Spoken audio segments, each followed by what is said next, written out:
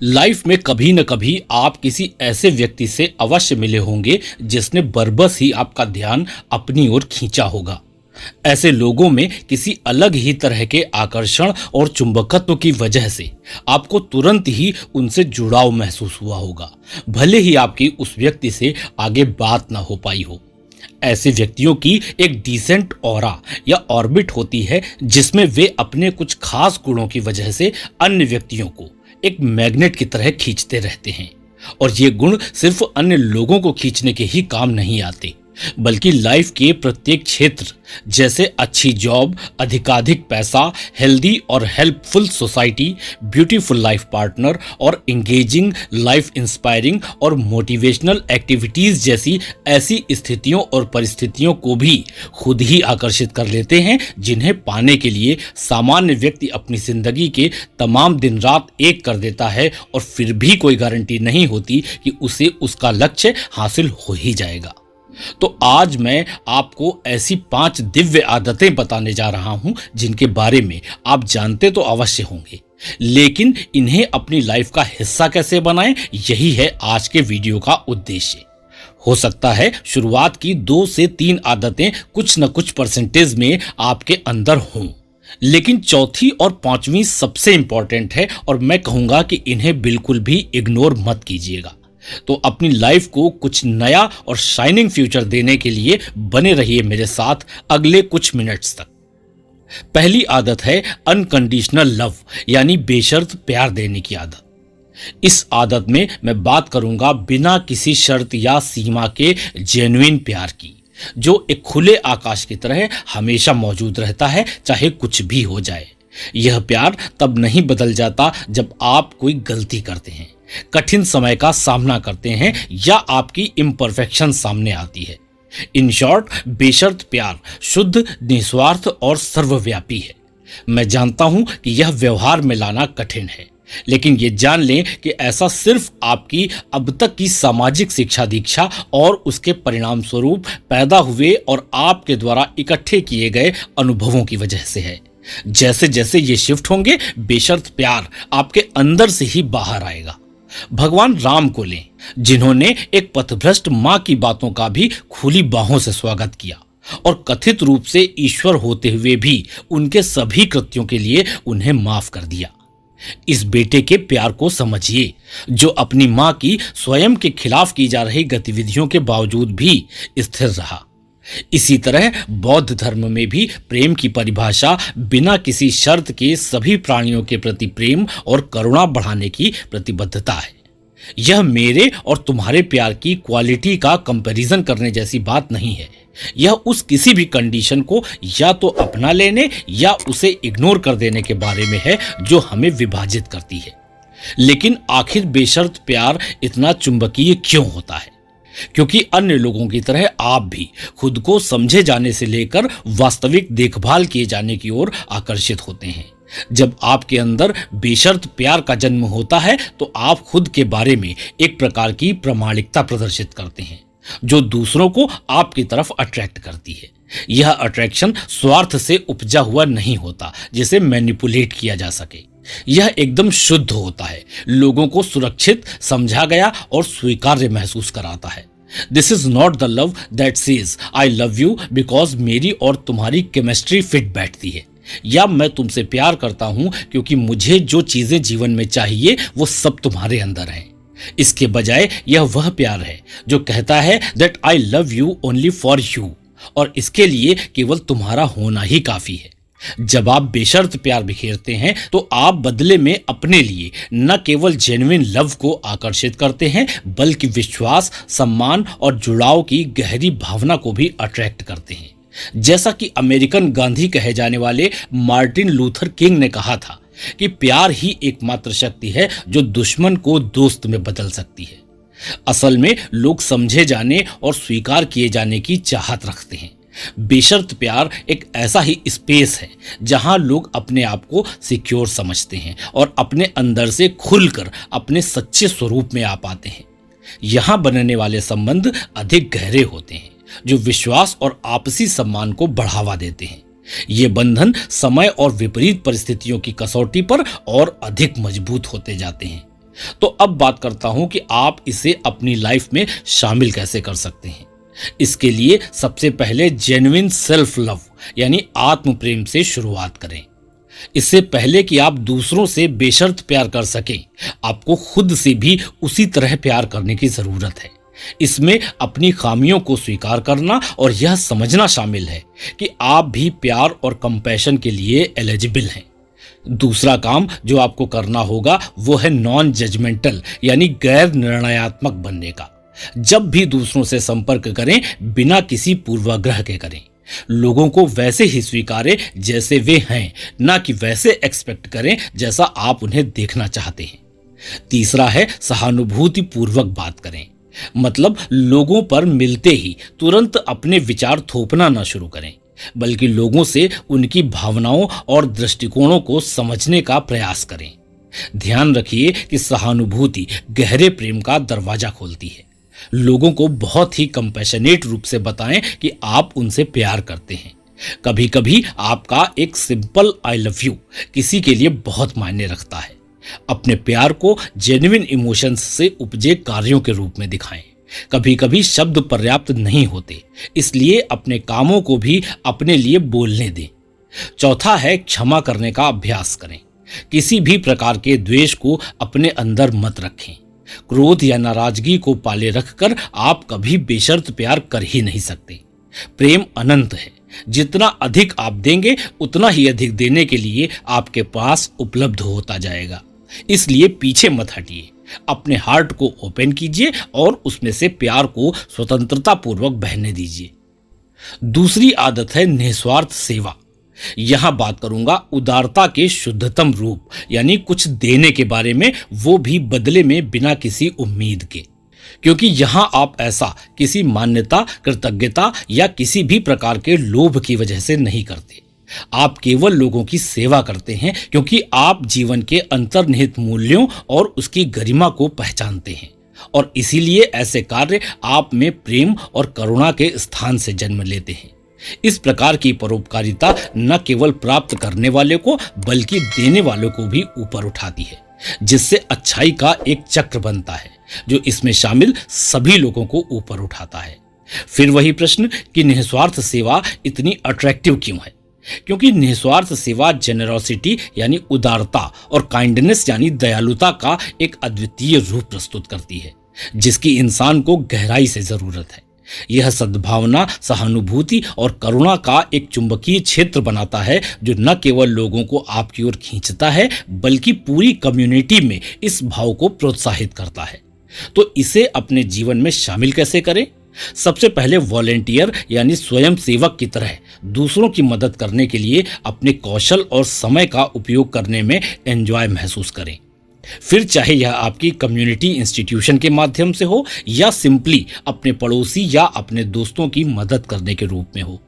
दूसरा है लोगों को सुनना सीखें, क्योंकि कभी कभी सबसे मूल्यवान चीज जो आप किसी को दे सकते हैं वह है ध्यान से सुनना। इसके अलावा किसी के लिए उपस्थित रहना भी निस्वार्थ सेवा का ही एक रूप हो सकता है। तीसरा है अचानक ही बेवजह कभी कभी उदारता वाले काम करना।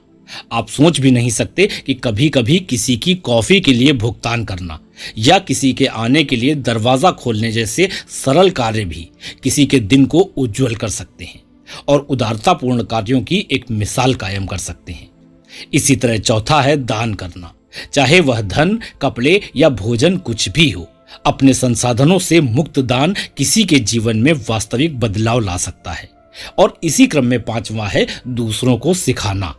अपने नॉलेज को उन लोगों के साथ शेयर करें जो आपके अनुभव से लाभ उठा सकते हैं। आदत नंबर 3 है फियरलेस ऑथेंटिसिटी यानी निर्भय प्रामाणिकता। यह अपने मूल में आप जो हैं उसे गले लगाने और ऐसा जीवन जीने के बारे में है जो आपके ट्रू सेल्फ के साथ अलाइन हो, न कि सोशल एक्सेप्टेंस के लिए बनाई गई खुद की एक छवि। जब आप प्रामाणिक रूप से अपने साथ होते हैं तो आप सत्यनिष्ठा और ईमानदारी की दुनिया में रहकर काम करते हैं, जहां न केवल आप अपने आसपास की दुनिया के साथ होते हैं बल्कि सबसे अधिक महत्वपूर्ण रूप से आप स्वयं के साथ होते हैं। यह लापरवाह होने या सामाजिक मान्यताओं को खारिज करने के बारे में नहीं है, बल्कि यह अपने डर को अपने एक्शंस और अपने डिसीजंस का मालिक न बनने देने के बारे में है। ऑथेंटिसिटी यानी प्रामाणिकता का आकर्षण शक्तिशाली है। यह न केवल लोगों को आपकी ओर आकर्षित करता है, बल्कि आपकी लाइफ में आपके मूल्यों को आपकी गहरी इच्छाओं के साथ अलाइन भी करता है।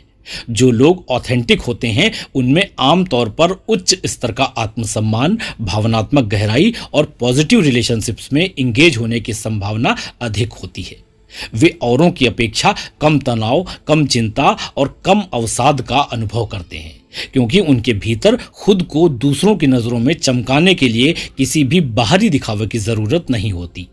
जब आप प्रामाणिक होते हैं तो आप अपने विचारों, भावनाओं और व्यवहार में एक जैसे होते हैं, जिससे जीवन कम संघर्षपूर्ण और अधिक सामंजस्यपूर्ण हो जाता है। तो फिर वही प्रश्न उभरता है कि निर्भयता चुंबकीय क्यों है? क्योंकि अधिकांश लोग ताकतवर और साहसी व्यक्तियों की तरफ आकर्षित होते हैं, भले ही वे इसे एक्सेप्ट ना करें। जब आप निडर होकर कार्य करते हैं तो आप दुनिया को यह मैसेज देते हैं that the things can be done.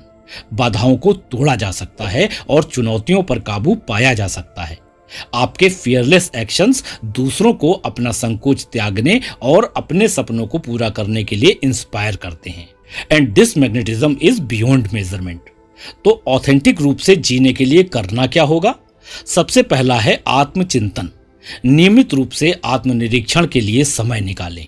अपनी पसंद, नापसंद, मूल्यों और विश्वासों को समझें और उन्हें वैल्यू दें।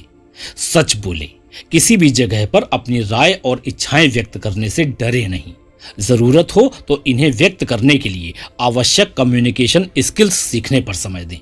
आपकी कॉन्फिडेंस से भरी दृढ़ आवाज आपकी कन्विंसिंग पावर के साथ मिलकर आपको दूसरों से सम्मान दिलाएगी। दूसरा है अपने कामों को अपने मूल्यों के साथ अलाइन करें। सुनिश्चित करें कि आप जो करते हैं वह आपके विश्वास के अनुरूप हो। यही है अपने कार्य में सत्यनिष्ठा लाना। तीसरा है कंपैरिजन करना बंद करें। आपकी यात्रा आपकी अपनी है। दूसरे क्या कर रहे हैं इसका आपके पथ से कोई लेना देना नहीं होता। चौथा है ज्ञान प्राप्त करें। आप सोचिएगा कि आप जब से बड़े हुए हैं आप कई ऐसी चीजों से डरते आए होंगे जो आपको समझ में नहीं आई, लेकिन बाद में जब आपने उस पर काम किया तो आज आप दूसरों से बातें करते वक्त भी वो काम इतनी आसानी से कर लेते हैं कि आपको याद भी नहीं रहता कि यह काम कभी आपको डराता था। जान लीजिए, आप किसी विषय के बारे में जितना अधिक जानेंगे वह उतना ही कम डरावना होता जाएगा। इसलिए अपने व्यक्तित्व का जश्न मनाएं। हम में से प्रत्येक व्यक्ति यूनिक है। अपनी विचित्रताओं से दूर न जाकर उन्हें गले लगाएं और उन्हें ही और निखारें। चौथी आदत है आंतरिक शांति डेवलप करने की। यहां मैं बात कर रहा हूं आपकी मानसिक और भावनात्मक शांति की, जिसमें कोई चिंता, तनाव या उलझन नहीं होती है। इस अवस्था में आपका दिमाग शांत होता है और आप अपनी लाइफ में एक गहरी हार्मोनी यानी सद्भाव और बैलेंस को एक्सपीरियंस करते हैं। आपने भगवान बुद्ध की प्रतिमाओं को अवश्य देखा होगा और पाया होगा कि इनका चेहरा हमेशा ही बाहरी दुनिया की अराजकता और व्यवधानों से अप्रभावित रहकर शांत दिखाई देता है। शांति की खोज उतनी ही पुरानी है जितनी मानवता की है।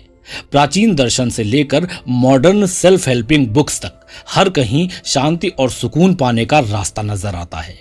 लेकिन वास्तविक रूप से जागृत किसी भी इंसान की लाइफ को गहराई से देखने पर हमें यही पता चलता है कि शांति को स्वयं के बाहर ढूंढना व्यर्थ है। जैसा कि बुद्ध ने भी कहा कि शांति स्वयं के भीतर से आती है। बिना इसके बारे में समझे इसे खोजो ही मत। लाइफ में कितनी बार आपको लगा होगा कि एक बार मुझे वह नौकरी मिल जाए, या काश मुझे मेरे लाइफ पार्टनर के रूप में फला व्यक्ति मिल जाए, या जब मैं मनाली या स्पीति जैसी किसी शांत जगह पर चला जाऊंगा तब मैं अपने मनमाफिक रूप से खुश और शांत रह सकूंगा। लेकिन क्या हुआ?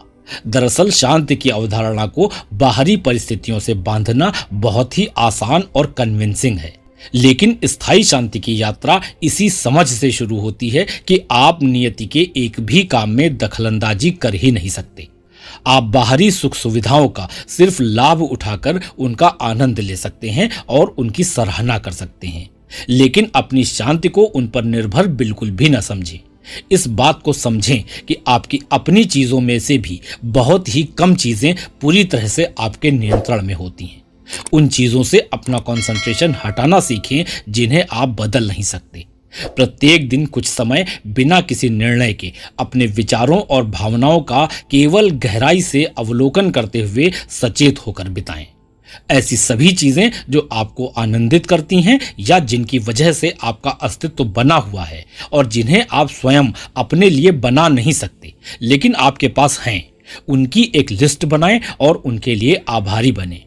इस प्रकार आभार डिलीवर करना आपकी मानसिकता को बदलने का एक सरल लेकिन शक्तिशाली तरीका हो सकता है। आंतरिक शांति की कला में महारत हासिल करना अच्छी तरह से जीने की कला में महारत हासिल करना है। यह शांति आपको सिर्फ चुंबकीय नहीं बनाती, यह आपको लचीला, बुद्धिमान और अत्यधिक दयालु बनाता है। यह एक दैवीय गुण है जो आपको जीवन की प्रतिकूलताओं का साहस के साथ सामना करने की ताकत देता है और दिल से कृतज्ञता के साथ जीवन के आशीर्वाद की सराहना भी करता है। 5वीं आदत है बाउंडलेस कंपैशन यानी असीम करुणा की। यहां मैं बात कर रहा हूं उस अनकंडीशनड एम्पैथी या काइंडनेस की जो हमारे अंदर किसी भी व्यक्ति के प्रति बिना किसी भेदभाव या शर्त के महसूस हो जाती है। यह कई दिव्य प्राणियों का एक सहज गुण है जो मनुष्यों, जानवरों और यहाँ तक कि प्राकृतिक चीजों जैसे पौधों, वृक्षों और अब तो पर्यावरण तक भी फैल चुका है। अपने आप को दूसरे लोगों की जगह पर रखने का अभ्यास करें, उनकी स्थिति, भावनाओं और उद्देश्यों को समझें। बोलने से ज्यादा सुनें। कभी कभी लोग सिर्फ कहना चाहते हैं। जितना अधिक आप दुनिया में पीड़ा के बारे में जानेंगे उतनी ही अधिक संभावना है कि आप इसके बारे में कुछ कर सकेंगे। उन लोगों का समर्थन करें जो अपने लिए नहीं बोल सकते। कभी कभी करुणा का अर्थ न्याय के लिए खड़ा होना भी होता है।